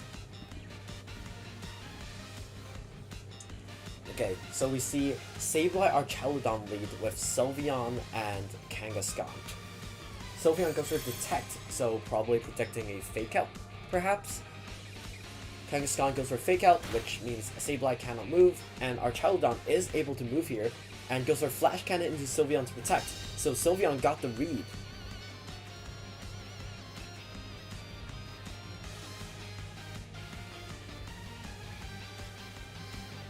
Okay, now, looking at the speed tiers, I believe Kangaskhan might be the first to move, but obviously Sableye does have the Prankster ability, which means that it will be able to move before anything. Sableye goes for Encore, locking Kangaskhan into Fake Out. Oh my goodness, Kangaskhan now is locked into Fake Out, which means it can't do anything.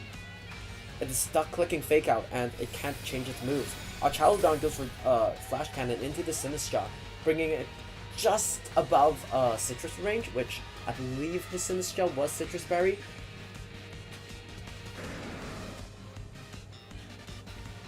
But we will see.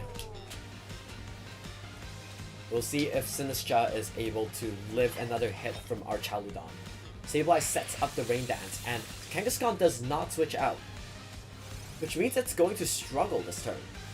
Yeah, Kangaskhan has no moves that can use that.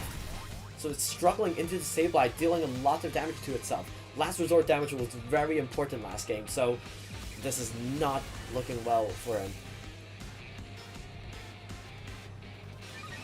Or perhaps this might be a play where he's trying to sacrifice Kangaskhan to the Electric Shot, which Electric Shot is able to take out Kangaskhan, but Sinistcha is the last move. If Sinistcha goes for Trick Room here, there's a chance.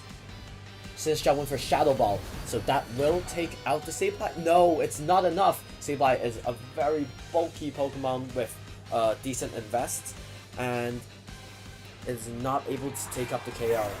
Lucario comes out, and Lucario is a special attacker. This particular Lucario is a special attacker, which means Will-O-Wisp will not hurt it a lot, and it is able to pick up a one-hit KO on the Archaludon if it goes for its Mega Evolution.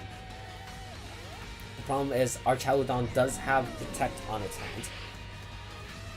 And, well, actually, Sableye can't really do anything, and EO recognizes this, switching Sableye out into Meganium. And is this Protect from Archaludon?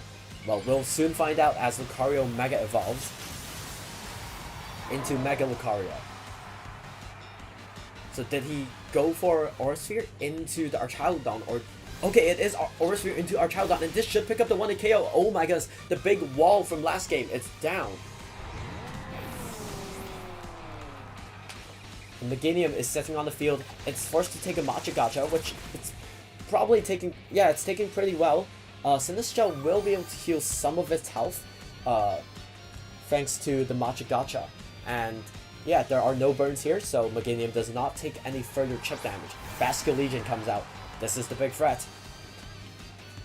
He needs to make sure that Basculegion does not target his Lucario. Otherwise, his Lucario will go down in one hit. There are a few plays he can make here, but the safest option would probably be to go for Rage Powder to redirect Basculegion's attack and quickly just take it out. Okay, Meganium Mega evolves into Mega Meganium, becoming a half Fairy type. This does mean that Meganium can resist Lucario's fighting type attacks, but Lucario goes for Detect, but Last Respects goes into Sinistcha, and EO makes the prediction on the Detect, meaning Sinistcha goes down here, and even though Lucario survives the turn, it does not survive the next one if Basculegion can get its attack off and target Lucario. Lucario also does not survive Weather Ball, so I don't really think there was a safe play there, because Last Respects into Sinistcha plus Weather Ball into Lucario basically means that you're always taking a KO there, no matter what. And Steven seems to be on the back foot once again, not having any form of speed control. Basculegion goes for Wave Crash. This is gonna do big damage to Sylveon. Sylveon goes down because it is in the rain, and Basculegion does crazy damage in the rain. Lucario can go for Steel Beam, but he misses! No! He misses the Steel Beam, loses 50% of its health, and goes down to Weather Ball. And ladies and gentlemen, EO proceeds into the finals of Champions Pioneer Cup Invitational.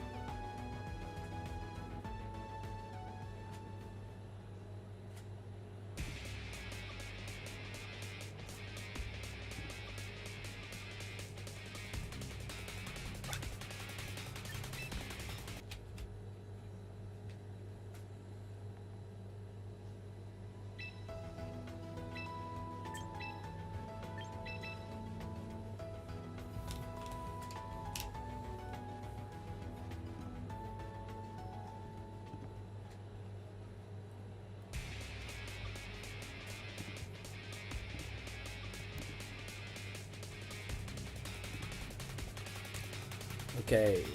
Hello, EO. I'll be playing Michael versus Enos in the background of the stream. But yeah, hey, congratulations, EO. You made it to finals. Those were some very close games, way closer than the qualifier rounds.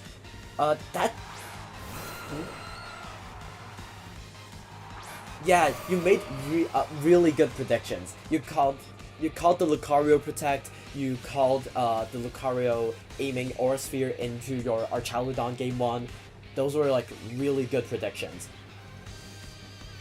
And I think that is what put you over the edge. Especially that game 1 endgame. That game 1 endgame really was anyone's game. Because if he had targeted, if Steven had targeted Mega Meganium, I think you would have lost because Lucario would have been faster than both of your Mons. Well, how are you feeling? You're going into finals, potentially winning the big prize. Who do you think is going to win this match? I assume you're watching Enos right now, right? Who do you think will win?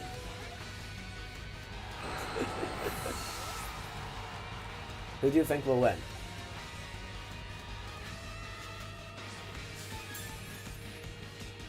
Well, looking at the board state right now, it does seem like Enos has a commanding position as it she Yo, don't help her. Don't help her. Let her do it. Let her do it on it. Yeah. Okay. Okay. Yeah, it seems like Enos is winning this. Hawlucha goes for entrainment into Snorlax, but Michael only has 2 low HP Pokemon, whereas yeah, I think Enos is just faster. Yeah, Basculegion takes out Hawlucha, and Gardevoir will take out Snorlax. And I think that is game 2. So both you and Enos won your matches. Okay.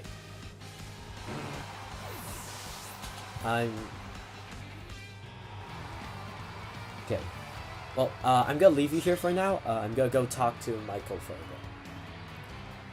So, hello, Michael.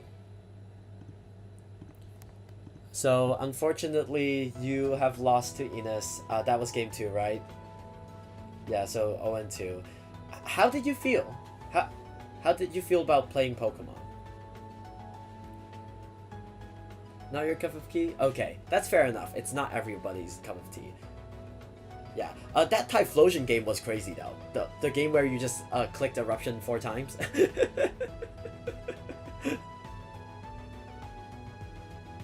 Yeah, it's crazy how I gave you minimize and no guard, and the most effective strategy was just clicking the attack button.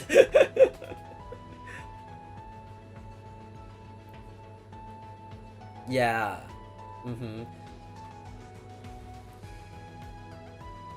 Yeah, that's why it's not like commonly used. It's because like you need to position very carefully. But I tried my best to give you like some kind of gambling team. Well, Steven, while you're here, unfortunately you lost to EO, but oh my goodness, those were some of the closest games I've seen today. That game 1 was probably the closest game of the day, period. Like, it was down to a 50-50 of whether Archaludon would protect or not. And, like, yeah, basically you just lost a coin flip. But, like, I think that's very... Like, you should be proud of yourself for getting to that position. Because it really was anyone's game. That was so close, it was so fun to watch. Okay. Well, thank you for joining us today, Michael and Steven. You may now go on YouTube and watch the stream, or just do your own thing. Bye. Okay, EO and Enos, how are you feeling about your match?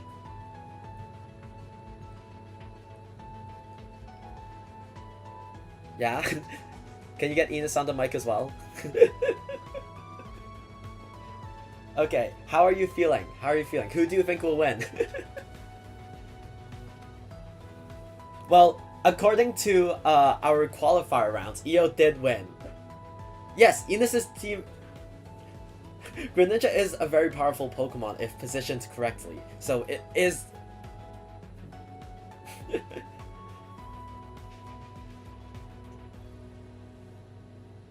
Oh, okay. Yeah, I saw that you also defeated Michael without the use of Greninja. It was like Basculegion and Gardevoir.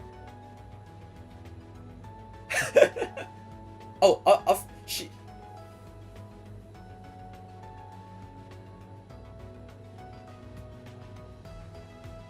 Well, you shouldn't be able to see your opponent's screens. Maybe don't. Yeah, take it off the television. Okay. So, also, you can taunt your opponent, but you probably shouldn't talk to them while you're fighting, okay? Just, like, some... Well, that's beside the point. Now, let's go over the finals. So, let's see who will win. EO's Rain team or Enos's Epic Greninja team. Go to room 1, and we will watch your battle. Good luck!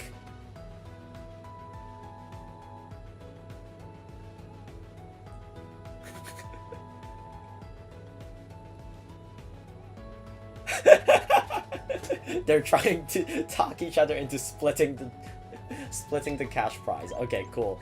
Anyway, well, EO has won every single game so far. EO has not lost a single time.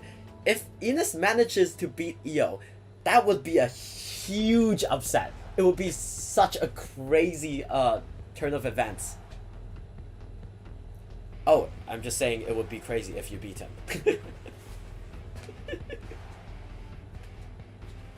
Yeah, EO has won every single game. Okay, good luck. And now, we can watch the finals of this silly little tournament where it's basically sweep after sweep other than that one game. So, Enos leads off with Gardevoir and Incineroar against EO's Meganium and Basculegion. Gardevoir does trace Basculegion's Swift Swim, so Gardevoir will be able to outspeed Basculegion in the rain. I don't know if Enos recognizes this or not, but Gardevoir is always able to outspeed Basculegion thanks to Trace. And so Incineroar's Incineroar's Intimidate is negated by Basculegion's White Herb though, unfortunately. Meganium Mega Evolves here. Unfortunately, Meganium is not going to be faster than Gardevoir or Basculegion. Gardevoir goes for a Dazzling Gleam, which does really good damage to Basculegion. Basculegion goes for Wave Crash into the Incineroar, and that just picks up the clean KO. White Herb coming in clutch here, allowing Basculegion to still ignore Intimidate and take out the Incineroar. We've seen this Basculegion with its White Herb from Game 1, and Earth Power barely does any damage to Gardevoir, but that is in Solar Beam range, or even Weather Ball. Solar Beam and Weather Ball will be able to take out Gardevoir from this health. Now, Greninja comes out, okay. Greninja is out now, and it's currently the fastest thing on the field. So, Blizzard is a pretty free attack here. The thing is, if EO switches Meganium into Pelipper, thinking that Basculegion will outspeed, he'll be surprised to find that Gardevoir is going to outspeed. Greninja just goes for a Raw Blizzard. Does it hit? Greninja transforms into Ice-type and hits both targets! Both of them are very low. Did Meganium go for Dazzling Gleam? If it's Dazzling Gleam, it's over. Well, it's not over, but Enos is... Oh my goodness, Enos has such a huge advantage. The double spread move, risking the Blizzard accuracy, hitting double 70%. As Gardevoir takes out the low HP Basculegion and Meganium. Enos might be able to deliver EO's first ever loss. The undefeated may finally be defeated.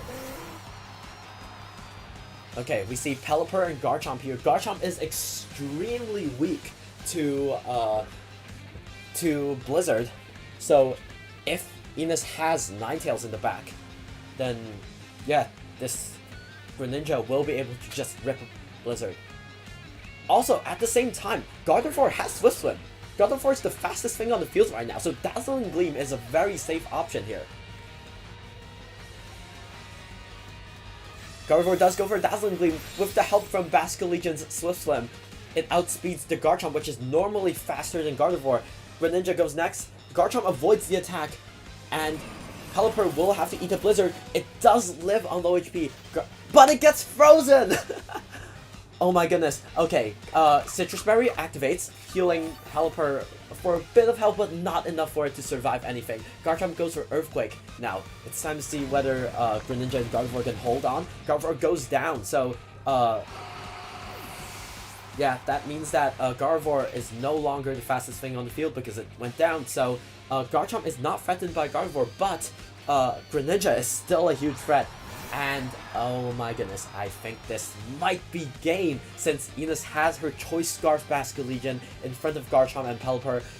Greninja and Basculegion both outspeed their opponents, so they just need to attack. If they attack, they can basically guarantee a win, barring misses or random dodges.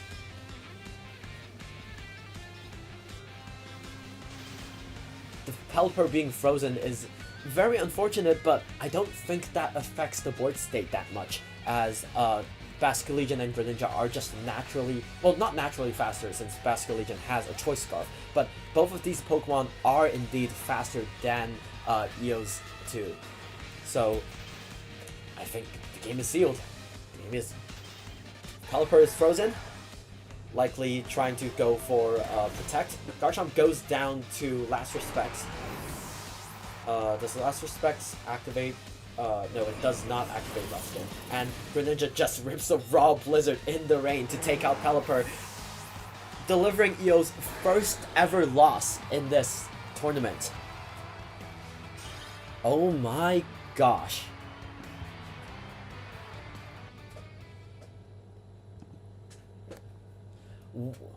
Wow. Wow. So, it seems like Eo has received his first ever loss in this tournament. In the finals! You haven't won yet. Yeah, Ines, you haven't won yet. It's a best of 3. Okay, Eo, hear me out. The freeze did not matter there. The freeze did not matter there. Greninja and Basculegion were both faster. Because Blizzard. Because that's how Blizzard works. There's a 10% chance to freeze. Yeah. And this is not the first freeze Ines has gotten on camera.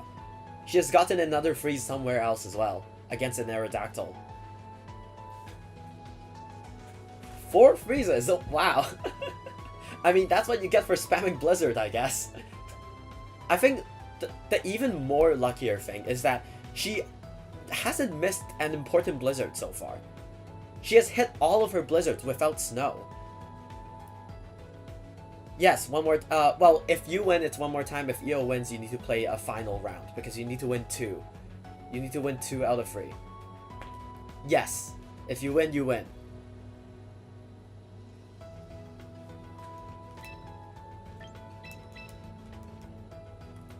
Well, good luck, have fun to both of you. Let's see if Eo can bring this to a game 3. Good luck. Now, so, what happened that game? Eo led with Basculegion and Meganium, and Gardevoir was able to trace that Basculegion, which was very lucky. Because without Swift Swim, Gardevoir would not have been able to outspeed Garchomp, would not have been able to outspeed Basculegion, and just KO everything. The Trace Gardevoir somehow coming in clutch against a Swift Swim Basculegion. Like, 2 very weird and wacky picks. Duking it out. Now we're about to see game 2. We'll see if anything different happens. Incineroar and Greninja lead. So Ines is changing it up. And Eo is leading with Pelipper and Basculegion. Incineroar has its Intimidate ability, which is negated by Basculegion's White Herb. Right now, Basculegion is the fastest thing on the field, and because it is a Ghost type, Incineroar cannot use Fake Out against it. However, if Ina switches Incineroar into Ninetales, then Greninja will be faster. Basculegion goes for Protect. Okay. And Greninja locks itself into Dark Pulse, targeting probably the Basculegion? Yeah, and Basculegion's Protect blocks the Dark Pulse. Pelipper's Weather Ball is going to do big damage into Incineroar. And Incineroar just goes down! Oh my goodness. Not going for a Fake Out there was a very risky play. Maybe she was trying to be greedy and get some extra damage on Pelipper, protecting the Tailwind, but no, it just didn't turn out that way. Gardevoir comes out and traces Drizzle and not Swiftland this time, which means Gardevoir will not be faster than the Basculegion. It will be, however, faster than the Pelipper. Basculegion can only target one Pokemon here, but if Ines plays her cards right, she can Mega Evolve Greninja to regain her Water typing and resist Basculegion's Wave Crash. But she doesn't go for it. Wave crashes into the Gardevoir, so it doesn't matter. It's a Focus Sash. So Gardevoir will live on 1 HP, and Basculegion will take some recoil damage. Greninja goes for Dark Pulse, and this should be enough to take out the Basculegion? Yes, it is enough indeed. And Gardevoir will be able to launch an attack into the Pelipper. Pelipper is more physically bulky than specially, so Dazzling Gleam does indeed do over half. The Pelipper's Citrus Berry brings it back into a decent health range, and Hurricane into the Gardevoir means that Gardevoir will go down, as Hurricane cannot miss in the rain. Gardevoir goes down, and Ines is left with one Pokemon remaining. Whereas Io still has 3, including a half-health Pelipper. Greninja is faster than everything right now, and thanks to Greninja's Dark type, it is immune to Sableye's Will-O-Wisp and Encore. And Ines' last mod is Basculegion, so Basculegion is probably going to be faster than everything here and can rip a very strong Last Respect with adaptability. It is a 150 base power move that will do a lot of damage to Meganium, but Meganium is a very bulky Pokemon, especially in its Mega Form, so I'm not sure whether Meganium actually goes down to this. Meganium Mega Evolves here as expected, and will probably take a KO. Greninja protects, possibly predicting a Solar Beam, as Meganium also protects. Okay. And Basculegion goes for Last Respects, but that is blocked by Meganium's Protect, and Pelipper goes for Tailwind. Oh, Tailwind means that Meganium will outspeed. Will is a tough word. It may outspeed Basculegion next turn. We are not like too sure about the speed tiers, but it's very likely that Meganium can outspeed this Choice Scarf Basculegion, as Choice Scarf only gives a 1.5 times boost, while Tailwind will allow it to attack first. So yeah, Pelipper just goes for damage, and Lash Reflex does not KO Meganium. Meganium is actually slower than the Pelipper, which is very interesting, and it goes for Solar Beam into... who is this? It's into the Basculegion, which takes the clean KO. So Basculegion was faster than the Meganium, but it was not faster than the Pelipper.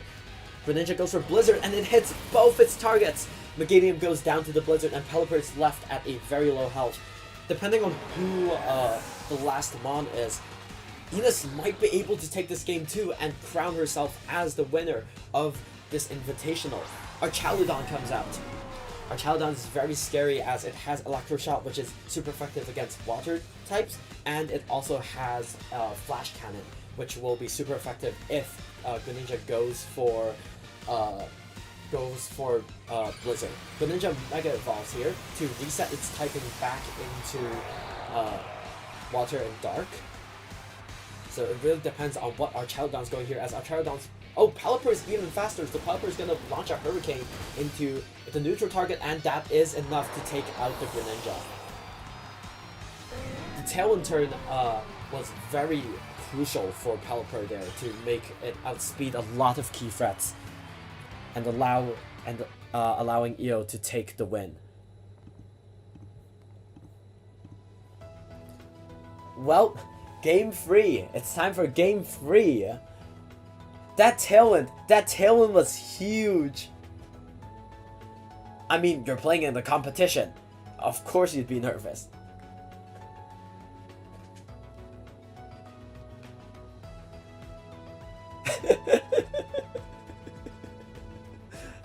So you're saying she's like a CPU? Like a computer player? Oh. So, because I know you had a lot of practice matches since you're in Ultra Ball tier. And you're saying Ines did not do any practice matches, and now if she wins the whole thing, it would be quite embarrassing.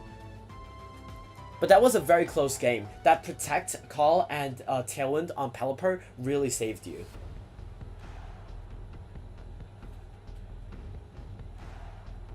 Okay, well, good luck to the both of you, and we'll see you on the other side. And we'll see who gets crowned the winner and wins the cash prize. Okay. We're on to Game 3, the first ever Game 3 of this Top Cut, and the first ever set to actually feel close. Will Io, who has practiced probably the most out of every single player here, take the crown, or will Ines, through sheer luck of never missing Blizzard and getting freezes, win the game and win the big prize? Ines goes back to her Game 1 lead of Incineroar and Gardevoir, and Io sticks to his Game 2 lead of Basculegion and Pelipper, but this time Gardevoir gets Swift Swim, which means Gardevoir will be the fastest thing on the field. This is kind of huge, as if Incineroar goes for Fake Out into Pelipper and Gardevoir just attacks Basculegion, it's basically a free turn, because Gardevoir is pretty much guaranteed to just 2-hit KO Basculegion. But Basculegion also has Protect, as this is not a choiced Basculegion. Gardevoir goes for Dazzle, getting no Fake Out here, so something's going to take a lot of damage. Basculegion goes for Last Respects into the Gardevoir, taking it down to very low health, essentially Focus Sash range. And Pelipper goes for Hurricane, which takes out the Gardevoir. But what did Incineroar do? Does this mean Incineroar went for Darkest Lariat? It did go for Darkest Lariat. So that is enough to take out the Basculegion. So this is basically a 1-for-1 trade. Both of them lost their Rain Sweepers. Well, Gardevoir is kind of a Rain Sweeper, only thanks to Trace being able to copy Basculegion's ability and allowing it to outspeed. But in this particular interaction, it didn't really matter that much, as Gardevoir was naturally faster than Pelipper, as this is a max speed Sash Gardevoir, and would be able to get the Dazzling Gleam off no matter what. Enos's Basculegion comes out into Pelipper and Meganium, which is a very tough matchup, especially since Last Respects is not properly set up. Last Respects is only at 100 base power, which is still a very strong attack, but will it be enough to take out the Pelipper or the Meganium? We'll have to see. Meganium goes into its Mega form, so Mega Meganium gains the Dark typing, the Fairy typing, which resists Dark typings. Basculegion should be the first to go here. Last Respects, that does half, okay, that does half to Meganium, as Pelipper goes for Weather Ball, and we've seen this interaction before. Incineroar goes down. Oh my goodness, that was a roll! That was a roll! Incineroar actually lived! And that means Meganium goes next with Mega Soul Solar Beam. It's likely to just one-hit KO the Basculegion here. Solar Beam hits into the Basculegion, which is definitely enough to take it out. But Incineroar might be able to bring Meganium down with it. It went for Flare Blitz. It's in the rain. Is it enough? This is Max Attack Incineroar, and it is enough! This is Max Attack Adamant Incineroar, doing enough damage to half health Meganium in the rain to take it out. It's a 2v2, but Incineroar is very low. It needs to be Greninja in the back. Our Chaludon comes out next to Greninja. And this does send out Greninja. This is a very close game. Okay. Well, what Greninja can do here is, currently it's weak to Electro Shot, but I just don't know if it matters or not. I think you need Incineroar damage on it, but Pelipper outspeeds Incineroar, and if you let Archaludon get in Tailwind, Greninja is basically doomed. There's no chance for Greninja to beat Archaludon in Tailwind, especially if you lock yourself into type. Ines just immediately rips the Mega Greninja. She needs a Blizzard here. She needs Blizzard into a Live. Greninja goes for Blizzard, Protean activates, she needs to hit Pelipper. Pelipper avoids the attack! Archaludon takes a lot of damage, enough to 2-hit KO it, but the problem is Pelipper can attack here. Pelipper goes for Weather Ball into the Incineroar. It's gonna be up to Greninja to survive this. If Greninja can survive one hit from Archaludon, and Greninja can hit both of its Blizzards next turn, Ines will win this, but otherwise, one singular miss will end this. Or if Archaludon just takes it out. Archaludon's charging up Electro Shot, and in the rain, Electro Shot can be fired immediately. So it's a special attack boost into a very strong move. Greninja goes down, and EO wins the tournament. That was a very close set. Oh my goodness. And let's go back to our contestants and see how they're doing. Oh my goodness, that was so close. Yeah, Ines would probably laugh at, like, she will probably mock you for a long time.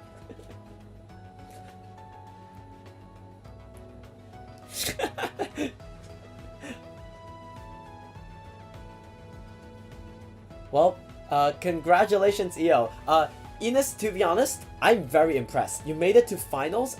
You took one game off of EO, who has never lost.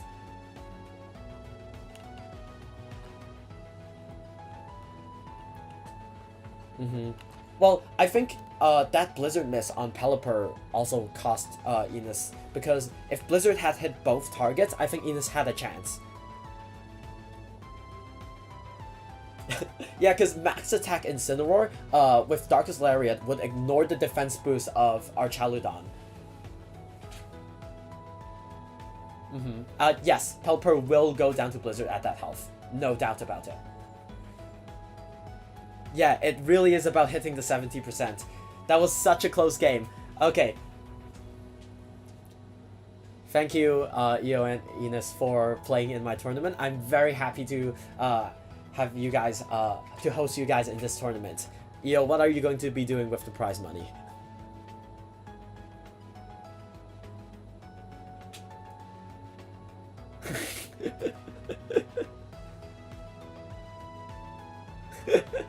Cool. Well, congratulations. Yeah.